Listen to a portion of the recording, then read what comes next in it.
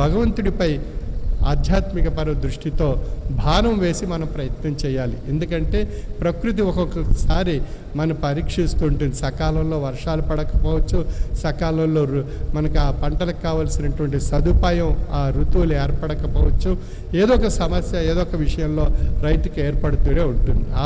అటువంటి కాలంలో కూడా మనం ఆ భగవంతునిపై భారం వేసి మన ప్రయత్నం చేస్తూ ఆ వ్యవసాయ సంబంధించినటువంటి ఆయా పద్ధతులను మనం శాస్త్రీయబద్ధంగా స్వీకరించాలి.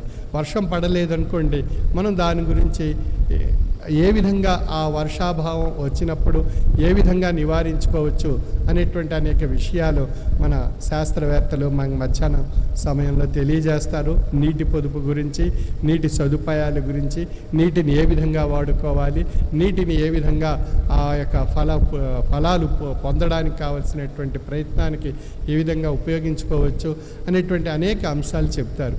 అవి మనం వినాలి, వినిది ఆచరించాలి, ఆచరించి దాని యొక్క ఫలితాలు మనం అనుభవంలో తెలుసుకోవాలి. మనం తెలుసుకున్నటువంటి విషయం మరొక 10 మందికి మనం చెప్పాలి. చెప్పినట్లయితే మనం ఆ 10 మంది కూడా మీరు చేసినటువంటి అనుభవం ద్వారా పొందినటువంటి ఫలితం ఆ 10 మంది కూడా విని వారు కూడా ఆ విధంగా ఆచరిస్తే వాళ్ళకు కూడా ఆ ఫలితాలు వస్తాయి.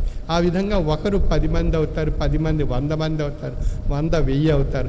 అలాగ లక్షల మందిలోకి వ్యాప్తి చెందినట్లయితే శాస్త్రీయపరమైనటువంటి విధానాలు సమాజంలో రైతులందరికీ అందజేయగలిగినట్లయితే మన రైతులందరూ కూడా ఒక ధనవంతులుగా మారేటువంటి అవకాశం కలుగుతుంది.